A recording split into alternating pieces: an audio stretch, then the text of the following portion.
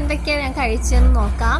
രാവിലെ അപ്പവും അതിൻ്റെ കൂടെ തോട്ട് ചമ്മന്തിയും മീൻകറിയായിരുന്നു.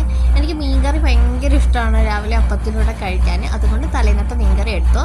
പിന്നെ ഒരു മനസ്സ് കഴിച്ചിരുന്നു.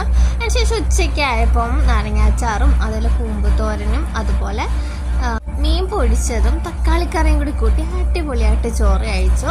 കൂമ്പോരനകത്ത് നമ്മൾ പയറൊക്കെ ഇട്ടുകൊണ്ട് നല്ല ടേസ്റ്റ് ആയിരുന്നു. അതിനുശേഷം വൈകിട്ട് ചായയും ഏത്തയ്ക്ക പുളിസയും കൂട്ടി ഒരു പിടി പിടിച്ചു. അതിനുശേഷം രാത്രിയായപ്പം ഞങ്ങൾക്ക് ഞങ്ങളുടെ നഗറിലെ ചലഞ്ചർ എന്നാണ് നഗറിൻ്റെ പേര്, വടക്കുംതലയിൽ ഞങ്ങളുടെ നഗറിൻ്റെ പരിപാടിയാണ്. നല്ല സൂപ്പർ പരിപാടിയാണ്.